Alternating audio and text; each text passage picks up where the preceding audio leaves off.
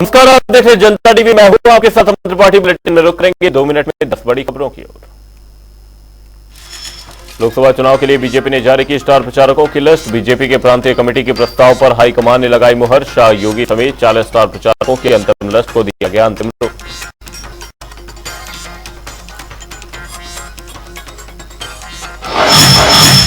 उत्तराखंड में सभी प्रत्याशियों ने किया नामांकन। उधम सिंह नगर से 8 प्रत्याशियों ने भरा नामांकन। 19 अप्रैल को होगी पहले चरण की वोट।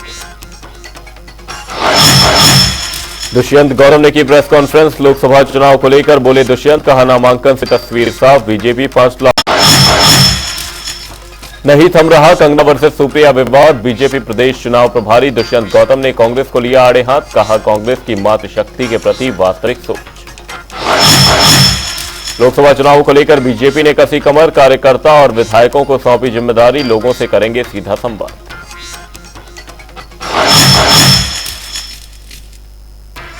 देहरादून में मुख्य निर्वाचन अधिकारी ने की प्रेस कॉन्फ्रेंस। सक्षम ऐप के बारे में दी जानकारी। मतदान के दिन दिव्यांग और बुजुर्गों को ऐप के जरिए मिलेगी सहायता। उधम सिंह नगर में युवक ने कर दिखाया एक अनोखा आविष्कार। तालाब में बनने वाली काई से बनाया हस्तनिर्मित पेपर। युवक को प्रतिष्ठित आसियान वर्ल्ड रिकॉर्ड से किया गया सम्मान। काशीपुर में युवक का high voltage drama. Mobile tower पर चढ़ा युवक, टावर चढ़ने की वजह से नहीं हो पा रही सांस। हरिद्वार में पुलिस को मिली बड़ी सफलता। चेकिंग के दौरान युवक को किया गिरफ्तार। आरोपी के पास से 100 पेटियां शराब की बरामद। लगभग 9 लाख बताई गई शराब की कीमत।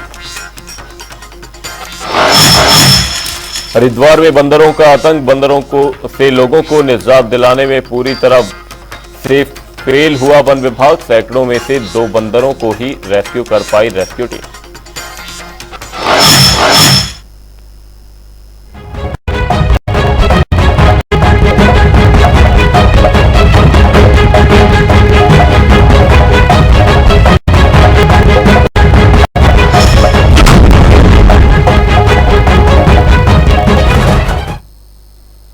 रुक करेंगे खबरों की ओर। नैनीताल उधम सिंह नगर लोकसभा सीट पर बीजेपी के प्रत्याशी अजय भट्ट ने अपना नामांकन किया। अजय भट्ट के नामांकन में मुख्यमंत्री धामी सहित कैबिनेट मंत्री सौरभ बहुगुणा और विधायक नैनीताल सरिता आर्य और रुद्रपुर विधायक शिव अरोड़ा रहे। इस दौरान मुख्यमंत्री धामी ने कहा कि बीजेपी 5 सीटों पर हर सीट में 5 लाख से ज्यादा वोटों से जीत दर्ज करेगी। वहीं मुख्यमंत्री धामी ने कहा कांग्रेस में आज टिकट लेने वालों का अकाल पड़ा है। यही वजह है कि कांग्रेस को आज प्रत्याशी नहीं मिल रहे। अल्मोड़ा सीट पर अजय टम्टा और प्रदीप टम्टा के बीच लड़ाई है। वहीं अनिल बलूनी और गणेश गोदियाल पौड़ी गढ़वाल सीट पर आमने सामने। टिहरी गढ़वाल सीट की अगर बात करें तो माला राज्य लक्ष्मी शाह और जोत सिंह आमने सामने होंगे। वहीं नैनीताल उधम सिंह नगर सीट पर अजय भट्ट और प्रकाश जोशी का आमना सामना होगा। हरिद्वार सीट पर त्रिवेंद्र सिंह रावत और वीरेंद्र सिंह आमने सामने होंगे। लोकसभा के नामांकन आज आदरणीय अजय भट्ट जी के नामांकन से संपन्न हो गए हैं और 5 नामांकन में मैं स्वयं उपस्थित रहा हूं। उत्तराखंड के अंदर लोगों में अपार उत्साह है, उमंग है और 19 अप्रैल के दिन का समस्त उत्तराखंड वासी इंतजार कर रहे हैं। अभी हम होली में थे, 4 जून को जब रिजल्ट आएगा तो हम दिवाली मनाएंगे। हमारे अजय भट्ट जी और हमारे सभी 500 प्रत्याशी प्रचंड बहुमत से जीतेंगे। पिछले सारे रिकॉर्ड ध्वस्त होंगे। हमारे आदरणीय प्रधानमंत्री नरेंद्र मोदी जी तीसरी बार देश के प्रधानमंत्री के रूप में शपथ लेंगे, जो ऐतिहासिक जीत होगी। आज माननीय अजय भट्ट जी नैनीताल लोकसभा सीट अपना नामांकन कर रहे हैं। समस्त हमारी गांधी पार्क में इसके बाद एक जनसभा भी है जिसमें माननीय मुख्यमंत्री जी पार्टी के सब शीर्ष नेतृत्व वहां पे रहेगा।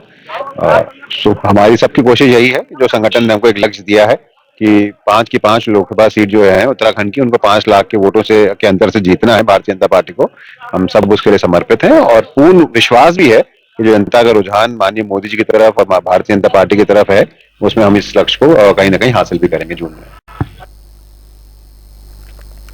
लोकसभा चुनाव 2024 के प्रथम चरण के आखिरी नामांकन के दौरान कांग्रेस के सभी प्रत्याशियों ने पर्चा दाखिल कर दिया है। पौड़ी से गणेश कुदियाल, अल्मोड़ा से प्रदीप टमटा, हरिद्वार से वीरेंद्र रावत और नैनीताल उधम सिंह नगर से प्रकाश जोशी ने अपना नामांकन दाखिल किया। वहीं इससे पहले जोत सिंह हंसोला ने अपना नामांकन भरा था। वहीं इस दौरान कांग्रेस के कई बड़े नेता मौजूद रहे। सभी ने आगामी लोकसभा चुनाव में कांग्रेस की जीत का दम भरा। ये 4 तस्वीरें, जहां पहली तस्वीर में गणेश कोदियाल अपना नामांकन कराने पहुंचे। पौड़ी गढ़वाल से उन्होंने अपना नामांकन करवाया। अल्मोड़ा से प्रदीप टमटा अपना नामांकन कराने पहुंचे। वहीं हरिद्वार से नामांकन कराने वीरेंद्र सिंह पहुंचे। वहीं नैनीताल उधम सिंह नगर की अगर बात करें तो प्रकाश जोशी अपना नामांकन कराने पहुंचे। हरिद्वार से वीरेंद्र रावत ने अपना नामांकन कराया। लेकिन अब जनता जाग चुकी है। 2024 में उनको इसका खामियाजा भुगतना पड़ेगा और राहुल गांधी जी को जो है देश की जनता प्रधानमंत्री के रूप में चाहती है और बनाएगी। आज हम लोग 10 वर्षों से विपक्ष में हैं।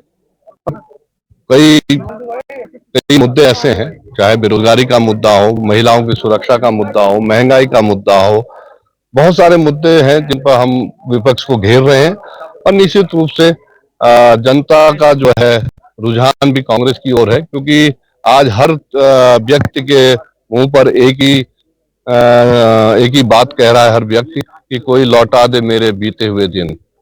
भाजपा सरकार की पिछले 7 साल से राज्य में जो सरकार है उसका जो कुशासन है, और खास तौर पर जो हमारे अभी सांसद हैं वर्तमान में, पिछले 5 साल से 10 साल से भारतीय जनता पार्टी के सांसद है, लेकिन 5 साल से जो वर्तमान में है वो हैं, उनकी जो निष्क्रियता है, उनका जो कार्यशैली है, वो निश्चित तौर पर इस बार जनता बदलाव का मूड बनाकर बैठी है। बहुत सारे मुद्दे हैं, अभी हमारे नेता पर्ची ने बताया, मुद्दों की कोई कमी नहीं है।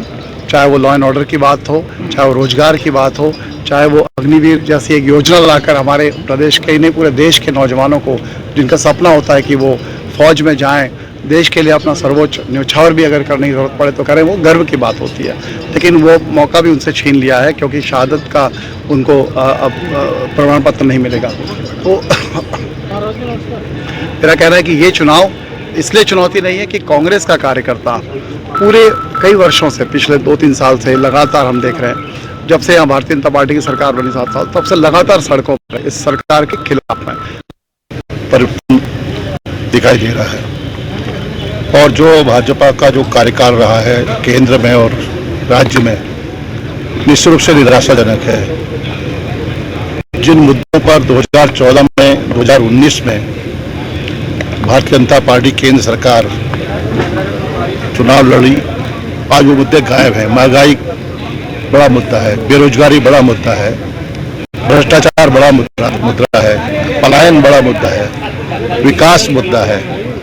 और जिस तरह से एक गठजोड़ हुआ है, उत्तराखंड की बात कर रहा हूँ, अपराधियों को संरक्षण दिया जा रहा है, यहाँ की जल जमीन जंगल बेचे जा रहे हैं, नदियों को प्राइवेट हैंड्स में दे दिया गया है, तो तमाम मुद्दे हैं। अग्निवीर बड़ा मुद्दा है, अंकिता भंडारी बड़ा मुद्दा है। ये मुद्दे आज भी इस प्रदेश की आवाम में के जेहन में, दिमाग में, महान जनता के जेहन में घर कर गए हैं। चुनाव बिल्कुल सीधा है, कांग्रेस जीत की तरफ बढ़ रही है। हमारी शुरुआत बड़ी शानदार है, और मैं समझता हूँ नागशन पर जितनी विशाल भीड़ उमड़ी थी, और वो घमंड में, हम कह रहे हैं घमंडी का सर नीचा। लोकतंत्र जो है घमंड को बर्दाश्त नहीं करता है। बुलेटिन में रुक करेंगे एक बड़ी खबर की ओर। बड़ी खबर, बड़ी जानकारी सामने। इस वक्त की बड़ी खबर आपको बता दें, हरिद्वार बीजेपी प्रत्याशी त्रिवेंद्र रावत का बयान सामने आया है। ये बड़ी खबर, बड़ी जानकारी आपको बता रहे हैं। उन्होंने कहा कि बीजेपी पहले से बहुत मजबूत थी, वहीं कांग्रेस में अब कुछ नहीं बचा है, बीजेपी का जनाधार लगातार बढ़ रहा है। ये बड़ी खबर, बड़ी जानकारी आपको बता रहे हैं। बीजेपी प्रत्याशी त्रिवेंद्र रावत का बड़ा बयान सामने आया है। उन्होंने कहा कि बीजेपी पहले से बहुत मजबूत थी।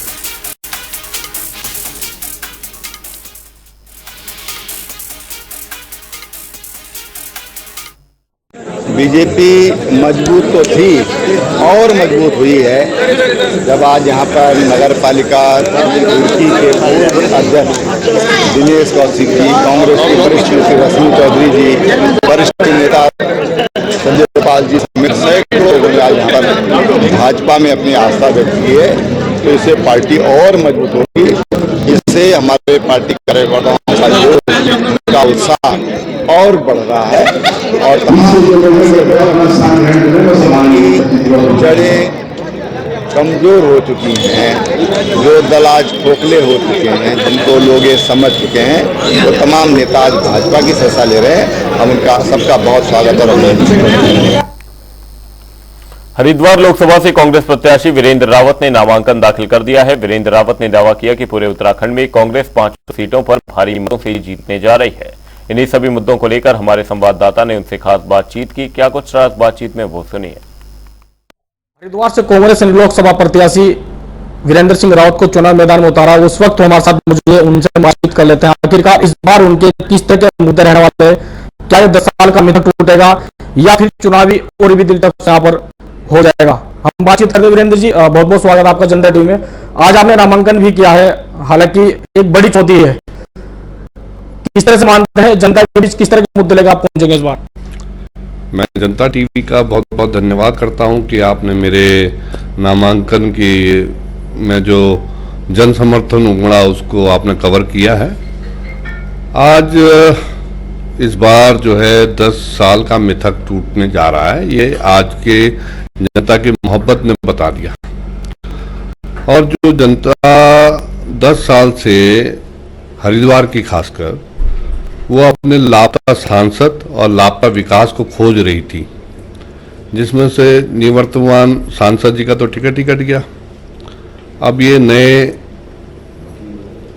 महोदय को लेके आए हैं, वरिष्ठ हैं जरूर, मुख्यमंत्री रहे हैं 4 बार के, 4 बरस मुख्यमंत्री रहे हैं, लेकिन उन्होंने भी हरिद्वार के लिए कोई उल्लेखनीय कार्य किया नहीं अपने कार्यकाल में।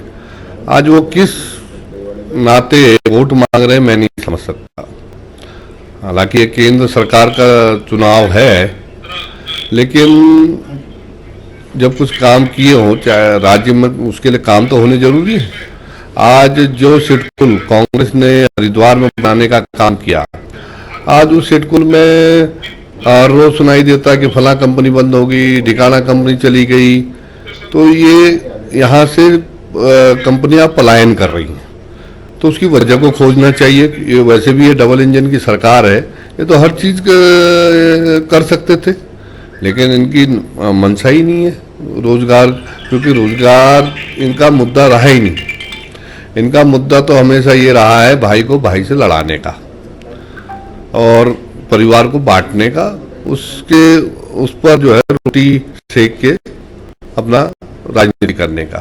कांग्रेस की विचारधारा हमेशा विकास की रही है। मेरे पिताजी यहाँ से सांसद भी रहे, मंत्री भी रहे, केंद्र में मंत्री रहे, मुख्यमंत्री रहे, और उनका जो कार्यकाल 2017 तक रहा, उसमें हरिद्वार वासियों का दूसरा घर मुख्यमंत्री का आवास था। और जिसने जो भी मांग की उसको पूरा किया गया, चाहे वो सड़क की मांग रही हो, चाहे वो पुल बनाने की बात रही हो। और उन्होंने घाड़ जैसे क्षेत्र में वहाँ 19 पुल बनाने का काम मेरे पिताजी ने किया, आमखेड़ी का पुल बनाने का काम किया, ऐसे बहुत सारे पुल हमने उस समय बनाए। रावत जी, इस बार आप कितनी बड़ी चुनौती इसको मानते हैं? चूंकि इस बार का जो चुनाव है रावत वीएस रावत है। त्रिवेंद्र सिंह रावत पूर्व मुख्यमंत्री हैं, और हालांकि आप भी हर्ष रावत के बेटा हैं, वो भी पूर्व मुख्यमंत्री उत्तराखंड से रहे हैं। इस बार कितना बड़ा टास्क इस चुनाव का हम मान रहे हैं? देखिए, चुनाव एक चुनौती तो होती है, इसमें कहीं दो राय नहीं है। और हमें हर चुनौती को, मैं और मेरी पार्टी हर चुनौती का सामना करने को लिए तैयार हैं, और इस चुनौती को हम पार पा जाएंगे निश्चित तौर पर, क्योंकि हमारे साथ जनता है, जनता का प्यार है, और हमने हरिद्वार की जनता की सेवा की है। मेरे पिताजी की जो धरोहर है सेवा और समर्पण की, विकास की, उसी रीति नीति पर मैं आगे उसको लेके जाऊंगा। और हरिद्वार की जनता ने मुझे मौका दिया तो निश्चित तौर पर उसकी आवाज को संसद में बुलंद करने का काम करूंगा।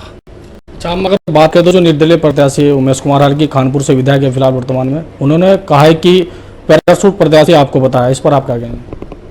जो खुद पैराशूट हो वो हमको पैराशूट बता रहा है। इस उत्तराखंड के लिए हमने लाठी डंडे खाए हैं। जरा उनसे पूछिएगा, जब उत्तराखंड आंदोलन था, चल रहा था, वो कहाँ थे?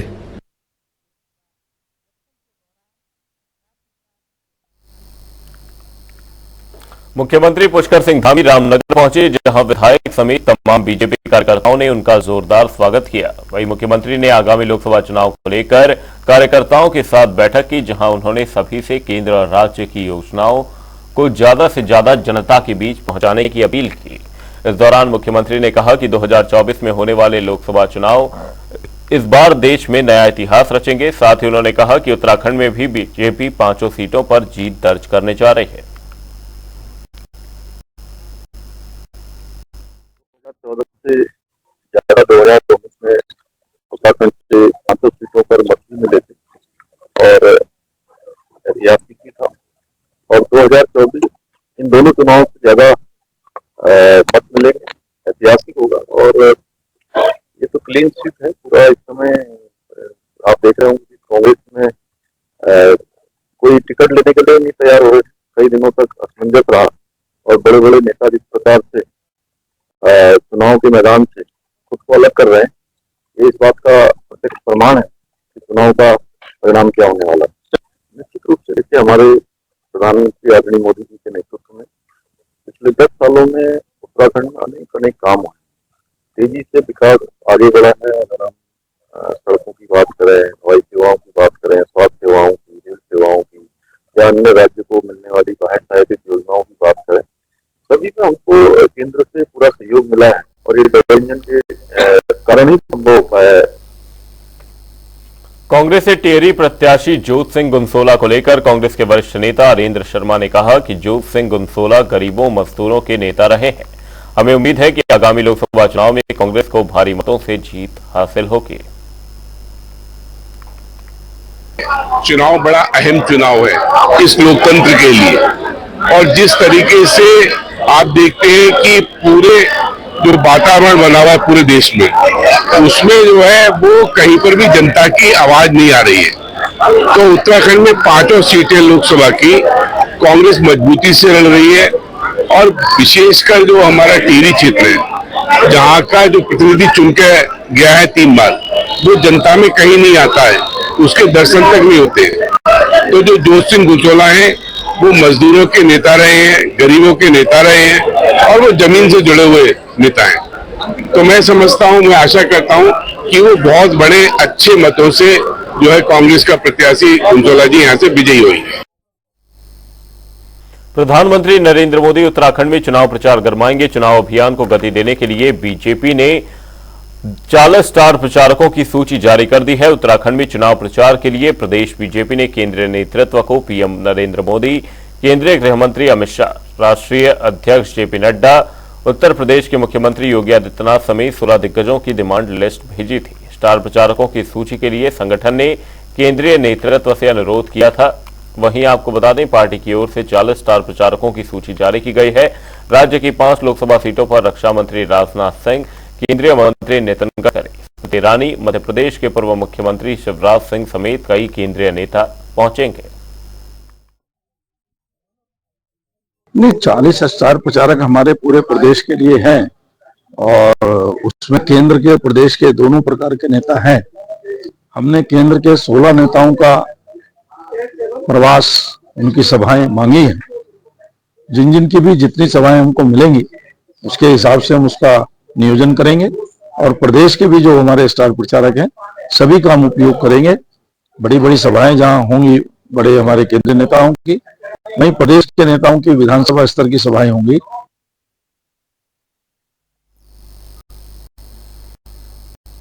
लोकसभा चुनाव के मद्देनजर बीजेपी आम जनता से जुड़ने का काम कर रही है। इसी कड़ी में पार्टी ने जनता से संवाद से लिए अपने विधायकों को जिम्मेदारी सौंपी है।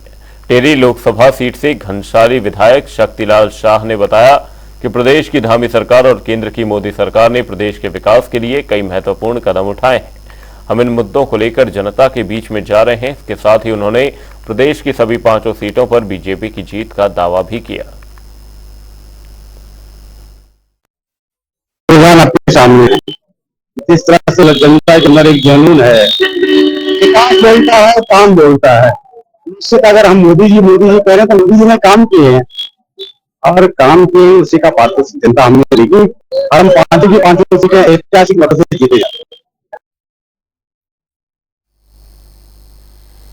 लोकसभा चुनाव नामांकन के अंतिम दिन सभी प्रत्याशियों ने अपना नामांकन पर्चा भर दिया है और नामांकन कर चुके हैं। कांग्रेस के पूर्व राज्य मंत्री नवीन जोशी ने कांग्रेस के बीजेपी गए पदाधिकारी और कार्यकर्ताओं को नसीहत देते हुए कहा कि भारतीय जनता पार्टी एक प्राइवेट लिमिटेड कंपनी बन गई है।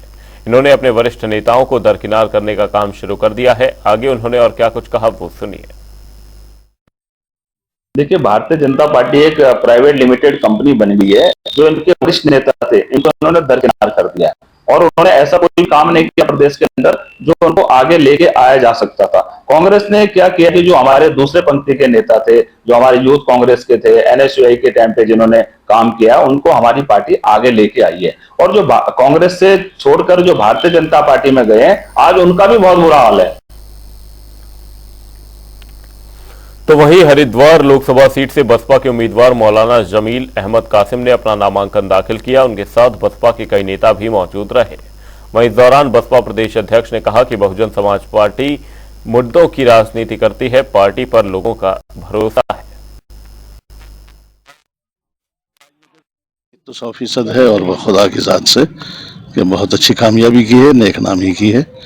बस ये है कि हमें भी कामयाबी मिले और सबको सम्मान मिले। लेकिन कुछ नहीं, लोग तैयारी कर रहे हैं। से तो मैं विधायक रहा हूँ, यही से डोल मिली हुई है हमारी। ये मियापुर विधानसभा और हमारी ये जो है यहाँ की विधानसभा खानपुर, ये दोनों बिल्कुल डोले मिली हुई। आना जाना बराबर यहाँ मेरे सब मकानात रिश्तेदारियां हैं, सब आना जाना रहता था। परिचित हूँ मैं भी आप लोगों से। रावत अगर कह रहा है कि हम वोट वो है, मैं कह रहा कि हरीश रावत का लड़का कहाँ से चुनाव लड़ रहा है, यहाँ से वो अलमड़ा से चुनाव लड़ रहा। मोदी जी गुजरात से चुनाव लड़ते हैं जाकर, राहुल गांधी कहां से चुनाव लड़ते हैं जाकर के। ये कोई मुद्दे नहीं है। बहुजन समाज पार्टी का मुद्दा है शिक्षा, सुरक्षा, सम्मान चाहिए, सबको रोटी, सबको कपड़ा, मकान चाहिए। ये बहुजन समाज पार्टी का वो है मुद्दा है। और बहुजन समाज पार्टी ऐसा नहीं है। Bahujan Samaj party booth committee, sector committee, जिला कमेटी, विधानसभा कमेटी, इससे चुनाव लड़ती है। बहुजन समाज पार्टी का वोट बैंक है। और जहां तक मुस्लिम समाज की बात है, कैंडिडेट की पैरासूट की, आप बसपा से विधायक रहे हैं और मैं समझता हूं कि मुस्लिम समाज 70% मतलब हमारे विधायक को, प्रत्याशी को वोट देगा, ये मेरी गारंटी है। पुलिस उपाधीक्षक उत्तरकाशी प्रशांत कुमार की ओर से पुलिस जवानों को चुनावों में मतदान करने के लिए शपथ दिलाई गई। इस दौरान सभी कर्मियों की ओर से स्वीप के अंतर्गत 100% मतदान करने के लिए चलाए जा रहे हस्ताक्षर अभियान में भी सहयोग किया गया।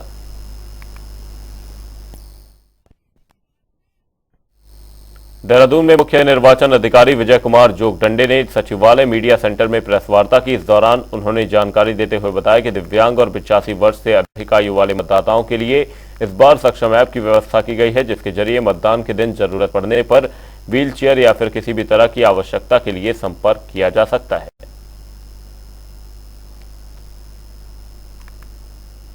दिव्यांग मतदाताओं के लिए और 85 ईयर से अधिक मतदाताओं के लिए एक इस वर्ष निर्वाचन आयोग के द्वारा सक्षम ऐप की व्यवस्था किया गया है। सक्षम ऐप का जानकारी मैं आपके माध्यम से सभी तक पहुंचाना भी चाहता हूं कि अधिक से अधिक संख्या में 85 साल से अधिक आयु के मतदाता और दिव्यांग श्रेणी के चिन्हित मतदाता इस ऐप का प्रयोग करें। ऐप को आप डाउनलोड करके अपने फोन से आपको मतदान के दिवस पर कुछ सुविधा की आवश्यकता है, उदाहरण के लिए अगर आपको व्हील चेयर की आवश्यकता है, डोली की आवश्यकता है या किसी सहायक की आवश्यकता है मतदान स्थल तक पहुंचने के लिए, तो आप इस ऐप पर अपना सहायता की उल्लेख करके हमको अवगत करा सकते हैं। मैं बताना चाहूंगा अभी तक जो दिव्यांग श्रेणी के मतदाता होंगे और जो वृद्ध मतदाता होंगे उनके लिए ये ऐप अवेलेबल होगा और केवल वही इस पर अनुरोध कर सकते हैं। अभी तक हमको 1524 व्हील चेयर की रिक्वेस्ट इस ऐप के माध्यम से प्राप्त हुआ है, 994 रिक्वेस्ट डोली के लिए प्राप्त हुआ है और 5910 रिक्वेस्ट हमको सहायक के लिए प्राप्त हुआ है। सभी अनुरोधों पर जिला निर्वाचन अधिकारी के द्वारा सहायता उपलब्ध कराई जाएगी, ऐसे निर्देश हमने दे दिए हैं। बुलेटिन में फिलहाल के लिए सिर्फ इतना। कहीं जाएगा नहीं, जनता डी पर खबरों का सिलसिला रहेगा जारी। तब तक के लिए नमस्कार।